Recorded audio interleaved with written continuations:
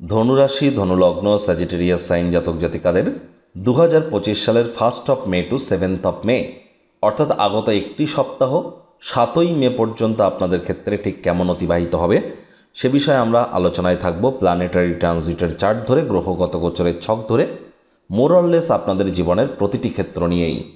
আপনাদের রাশির অধিপতি বৃহস্পতি আর মাত্র 2 সপ্তাহ পরেই কিন্তু রাশি পরিবর্তন করতে চলেছেন। অন্তিম পর্যায়ে যেতে যেতে তিনি আপনাদের ঠিক কী কী দিয়ে যেতে পারেন, এর সাথে সাথে আপনাদের সুখভাবে লক্ষ্মীনারায়ণ রাজযোগ, শুক্র উচ্চস্থ হয়ে মার্গী অভাবে অবস্থান করছেন এবং আপনাদের ক্ষেত্রে কিন্তু আপনাদের যে ভাগ্যস্থানের অধিপতি সূর্য, তিনি কিন্তু এক ত্রিকোণপতি হয়ে আর এক ত্রিকোণভাবে অবস্থান করছেন। এটিও অত্যন্ত গুরুত্বপূর্ণ সংবাদ আপনাদের জন্য। তাহলে স্কিপ না করে পুরোটাই শুনুন যদি ভিডিওটির প্রকৃত মর্মার্থ আপনারা উপলব্ধি করতে চান। শনির ঢাইয়া চলাকালীনও অনেক উপকার আপনারা পাবেন যদি মন দিয়ে শোনেন। পরিশেষে যেমন প্রতিকার নিয়ে আলোচনায় থাকি তেমনটি তো আছি। আলোচনাটি ইন জেনারেল হবে, অর্থাৎ এই পৃথিবীতে যতজন ধনুরাশির জাতক জাতিকা আছেন তাদের প্রত্যেকের জন্য। আপনি যদি চান আপনার ব্যক্তিগত গণনা এনি টাইম আমাদের দ্বারাই করাতেই পারেন।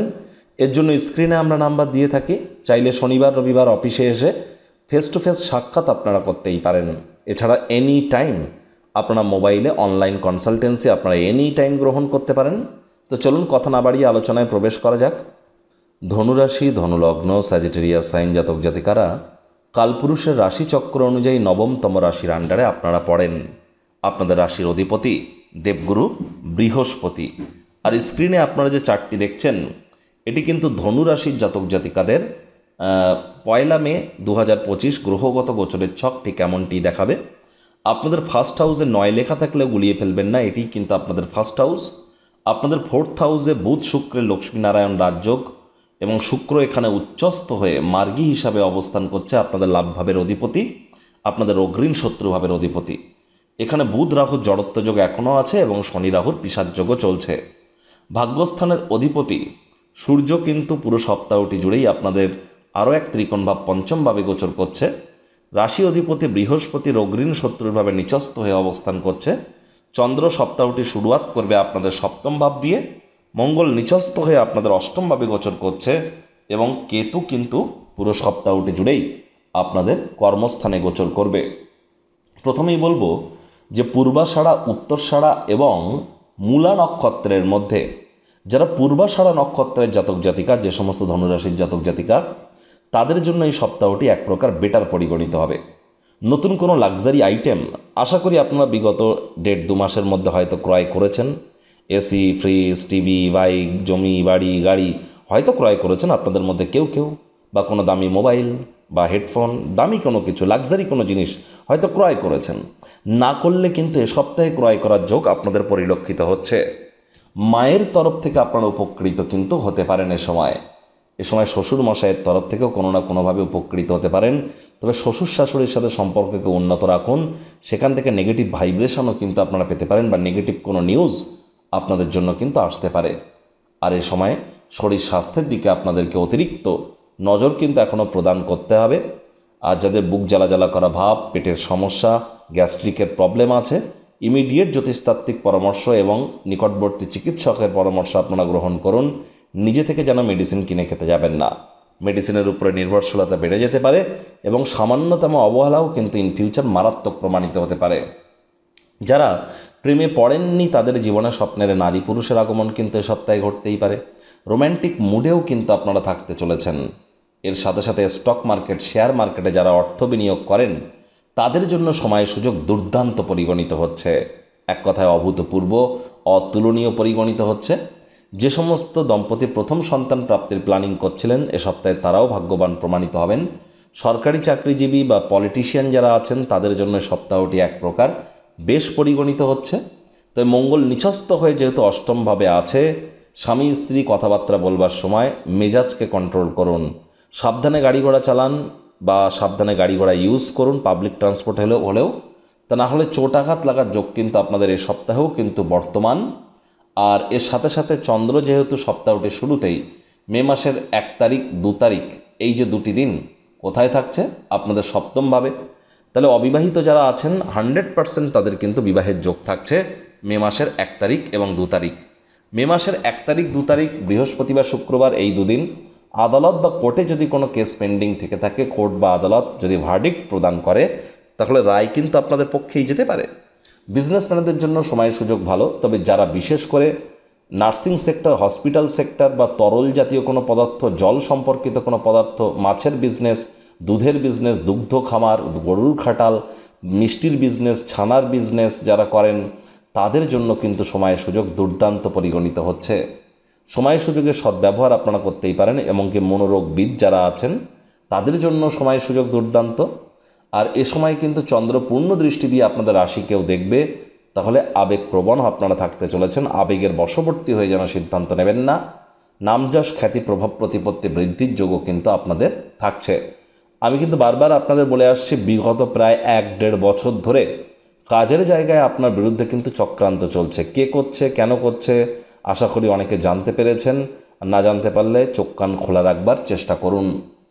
এই চন্দ্রই কিন্তু আবার 3 তারিখ শনিবার সকাল 6:36 গোচর করে যাবে কোথায়?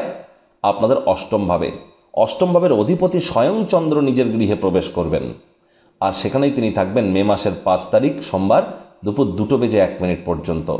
তাহলে শনিবার, রবিবার এবং সোমবার দুপুরবেলা পর্যন্ত চন্দ্র আপনাদের অষ্টম ভাবের অধিপতি অষ্টমভাবেই থাকতে চলেছেন।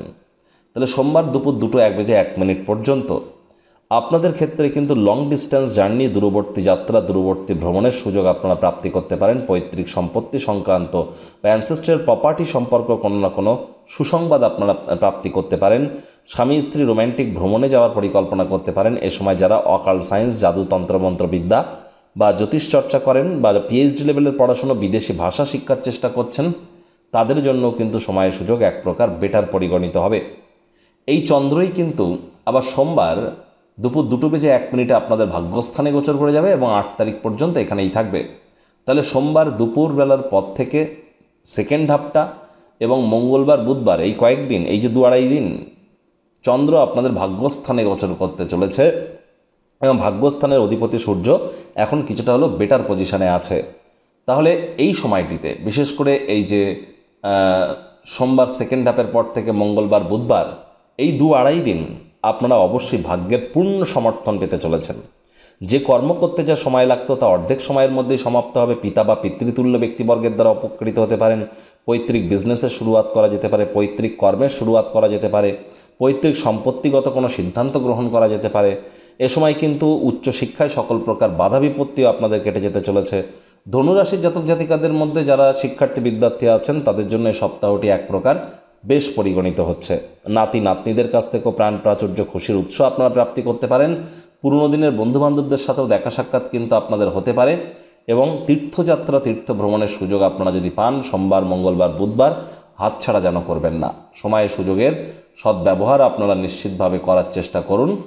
এর সাথে সাথে নতুন জমি, বাড়ি, গাড়ি ক্রয় করার যদি যোগ থাকে বা লাক্সারি কোনো আইটেম ক্রয় করার অবশ্যই করতে পারেন।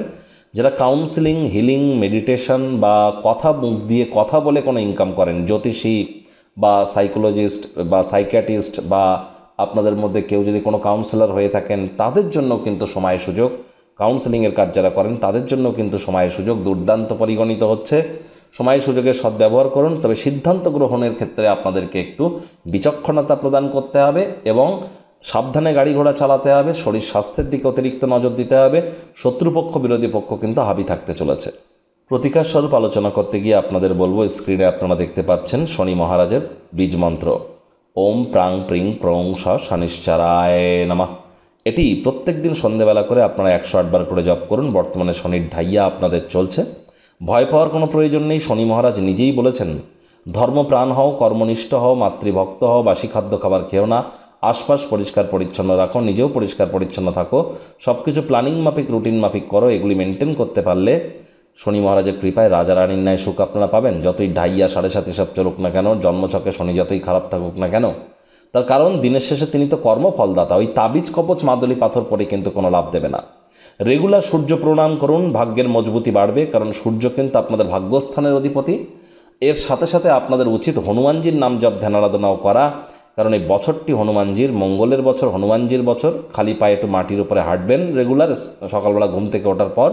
এটিও আপনাদেরকে উপকৃত করবে। সবুজ ঘাসের উপরে হাঁটতে পারলে, কাজের জায়গায় সবসময় সবুজ রুমাল, গ্রিন হ্যাঙ্কি নিজের সাথে ক্যারি করতে পারলে কাজের জায়গায়ও নতুন নতুন উপলব্ধি আপনারা হাসিল করতে চলেছেন।